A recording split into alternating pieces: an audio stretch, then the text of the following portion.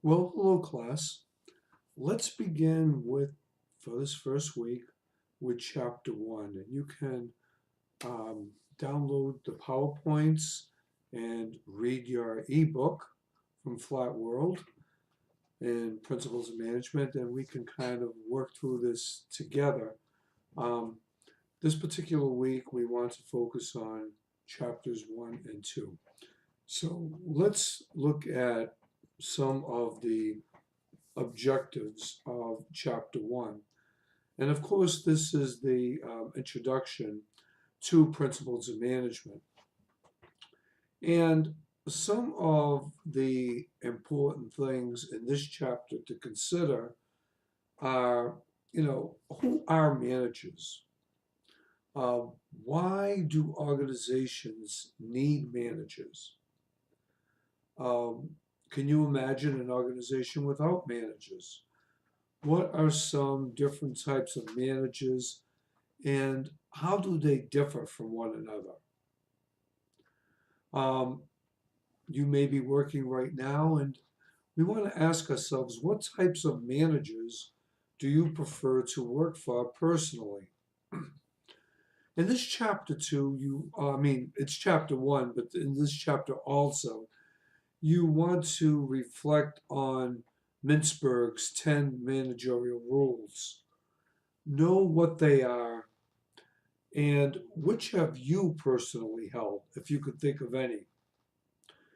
Which seem easier and which seem harder for individuals to do effectively? Imagine you are designing a new restaurant or retail store. Which managerial roles do you think you'll need in this new management position? Who do you want to fill them with? As far as your staffing, are any of them unimportant? Or are they all important but at different times? The thing you really want to focus on as well is what four managerial functions are the focus of principles of management. You should know them by the back of your hand: planning, organizing, leading, and controlling. Think of an effective organization you know about in some depth as either an employee or maybe a customer. Do you think they do not have a good job? Or I should say, do you think they do not do a good job in all four of these managerial functions? Why or why not? So these are kind of the objectives questions of this particular chapter. And, the first thing you might want to do is think about three things: leadership, entrepreneurship, and strategy. How do you define leadership? Think of someone who you would identify as a great leader. Leadership is defined as the social and informal sources of influence, inspiration, projection, caring, charisma, all of these buzzwords that individuals use to inspire the actions of others. And then, of course, it is up to you to decide who you think is a great leader. Let me ask a question. Have you ever had any idea for a new product or service? If you did, how did you pursue it? Or why didn't you pursue it? Now, if you read this section one or chapter one, what have you got out of entrepreneurship, starting your own business? Your answers are going to vary But compare that to how you would define leadership. Talk about and think about strategy. Really think about it. A strategic plan. It is something an organization puts together to set long term and short term goals. It's the answer to the organizational vision and mission. The vision is what the founders of an organization have in mind for making that company grow and prosper. What type of leadership do you need? Can you be an effective organization by employing strong leadership, entrepreneurship, and having a good, strong strategy? Know the four management functions inside and out: planning, organizing, leading, and controlling, better known as POLC, POLC. Imagine that you are redesigning an organization to maximize its cost effectiveness. Which of the four management functions would you focus on and why? Your answers are going to vary. Or imagine you are hoping to create a highly creative organization to invent new products and processes. How would you emphasize how you would do that in each of the four management functions? You want to create a positive culture, an environment that is going to thrive as it goes forward. The other thing you want to look at is economic, social, and environmental performance. Why is financial performance important for organizations? Why is it important for the organization to understand both its internal and external environments? Why is economic performance so very important to a firm's stakeholders, investors, or owners? This performance eventually provides them with the return on their investment. What is the ROI? What are other stakeholders like the firm's employees? You know, your customers are your employees internally. You got to give them the resources, meaning your employees, that they need to be successful in an organization. And what type of benefits do they give the company in return for their salaries and benefits for increased profitability? And then we're going to look at financial performance metrics. Look at traditionally economic performance of a firm to understand its owners in particular and how they make profits. So, if you put it simply, an organization makes a profit when its revenues are more than its cost in a given period of time, whether that be 3 months, 6 months, or a year. You want to talk about and look at the dimensions of performance of what we refer to as the triple bottom line. The triple bottom line the triple bottom line is going to include social and environmental dimensions. That will lead right into corporate social responsibility, CSR. It's a concept whereby organizations consider the interests of society by taking responsibility for their impact on their activities, on customers, suppliers, employees, shareholders, communities, and the environment in all aspects of its operation. You want to describe the pros and cons of the triple bottom line approach. We're going to talk about performance. Read about that. Read about performance in an organization and how employees can increase and their roles in order to do better at their tasks. The other thing you want to be able to do is differentiate a team from a group.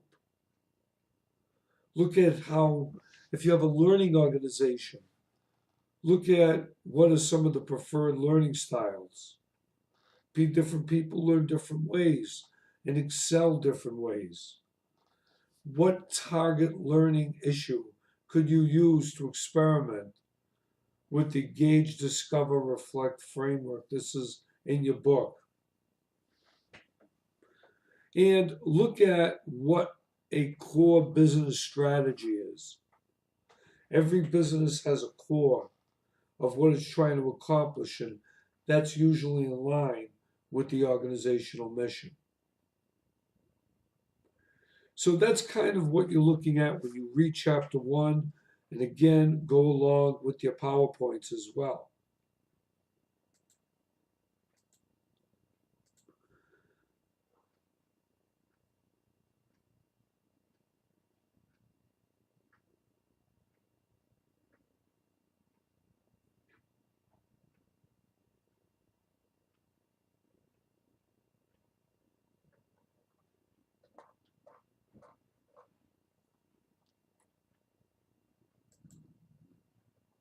Now, I just took a little bit of a break between chapters.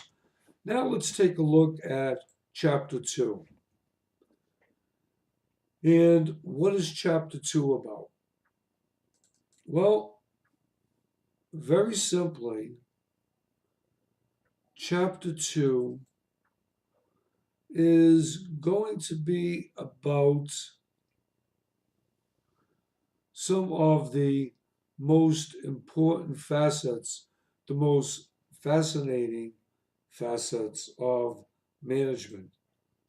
And what those facets are all about is going to be extremely interesting. So let's talk about that a little bit.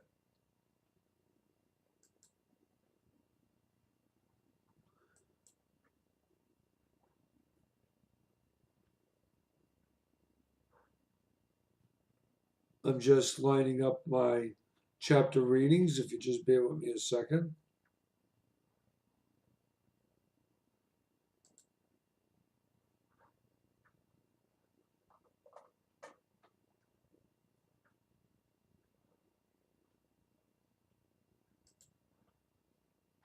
Okay, here we go.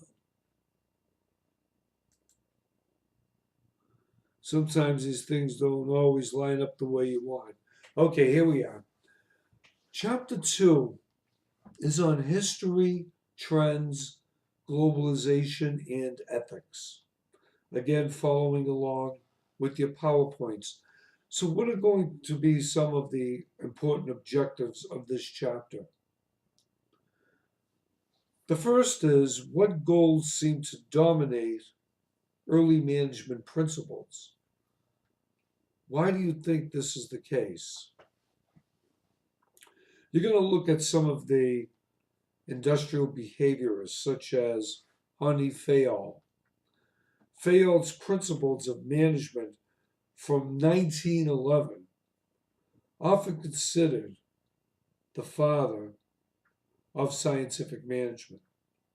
And then we look fast forward all the way to 1990s, and we talk about Tom Peters.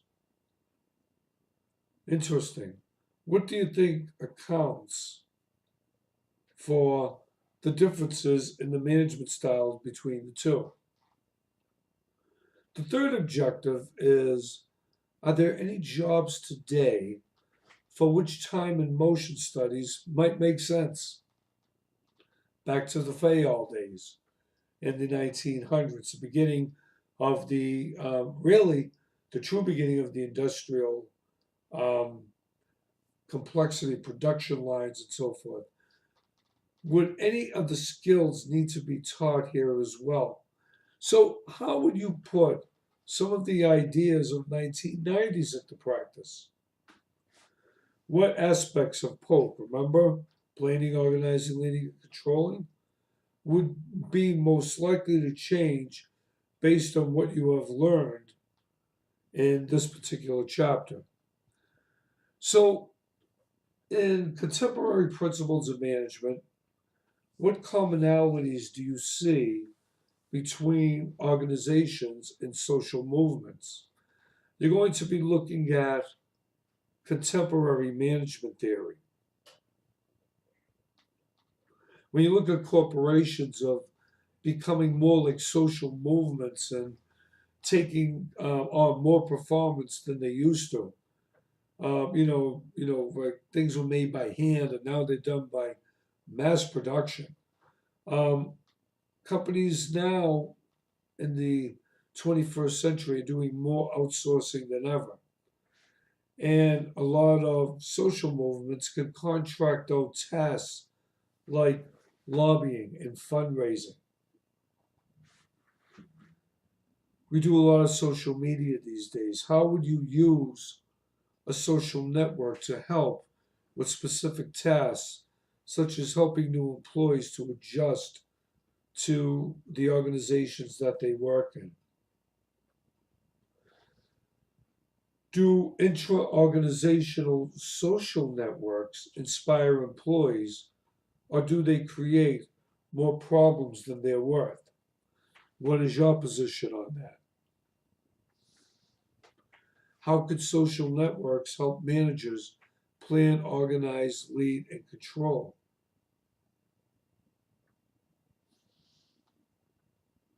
What are the potential advantages and potential disadvantages of a virtual organization? And you're going to read all about that in chapter 2. And what aspects of Polk would be most likely to change based on what you have learned in this section? How might you prepare a worker for an overseas assignment, multicultural or global organizations, helping them to adjust to their new locations and cultures effectively?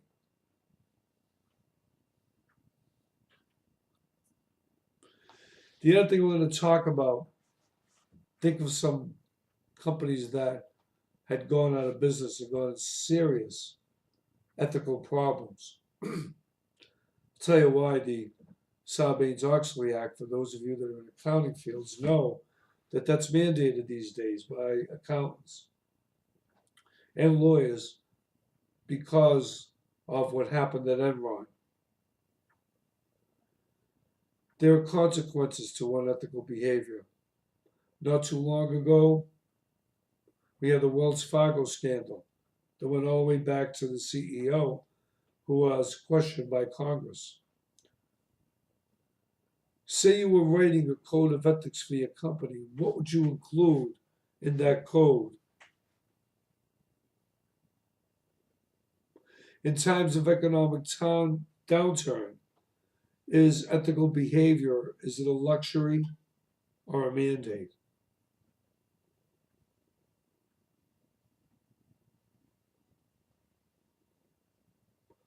The Nobel laureate economist Milton Friedman said, quote, the social responsibility of business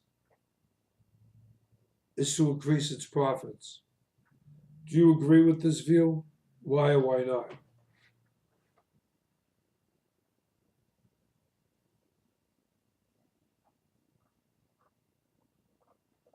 So that's kind of what you're going to be reading about in chapter 2. So, all in all, what I'm going to do is ask you to read your chapters 1 and 2, look at the PowerPoints for chapters 1 and 2. And I'm going to put up 2 discussion questions. One will be due, you're starting this class on March 12th. The first discussion question is going to be due on March 15th. I'm sorry, will be posted, don't get panicked, on March 12th. It would be due on the 15th. I want you to answer the post. If you're responding to me, that means you're the first one to respond. Everyone else piggyback off of another response in the news group or threaded discussion, whatever you want to call it. When you reply, I want each reply to be 4 substantive paragraphs answering the question. I want it to be quality, okay? Um, a paragraph would be 2 or 3 sentences. So in this first week, you're going to have 2 of these DQs. You're probably going to have 2 for every week throughout the course. The second one I will post on the 14th, and it'll be due on the 16th. Same way, 4 posts. If I'm the first one, respond to me. I'm sorry, not 4 posts, 4 paragraphs. And for this particular week, there's a lot of work. So what I'm going to be looking for is for you to do a project and write a project proposal. Now let me tell you what that's about. Don't panic. I want you to think about one of the principles of management.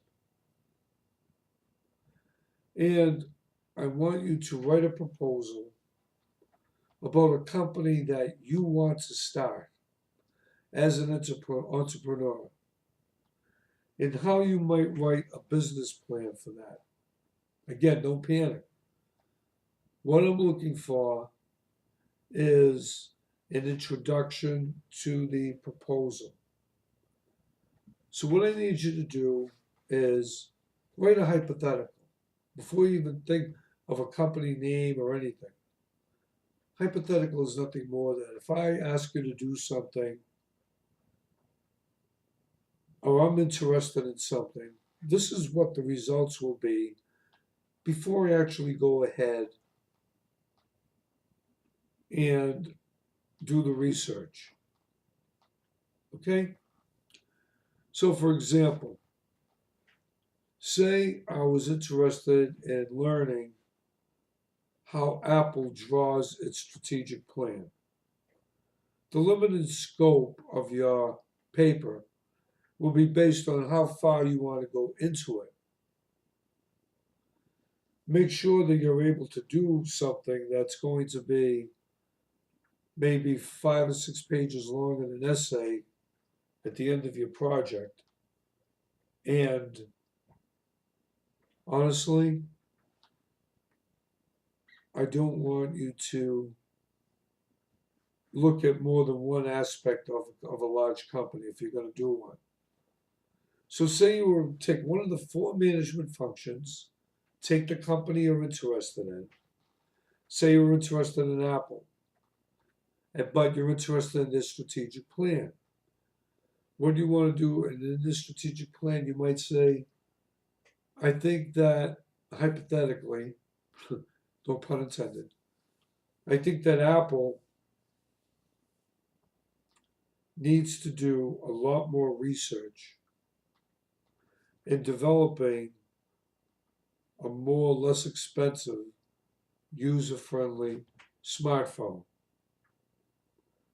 that will perhaps be more efficient than, say, I don't know, the new millennial phone that they made, the 10. Now what you would do is write 3 or 4 objectives as to how you would accomplish that.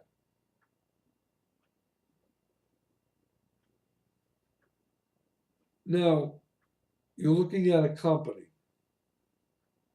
Another way you can write this project, and I said this earlier, is you can be an entrepreneur and invent a company.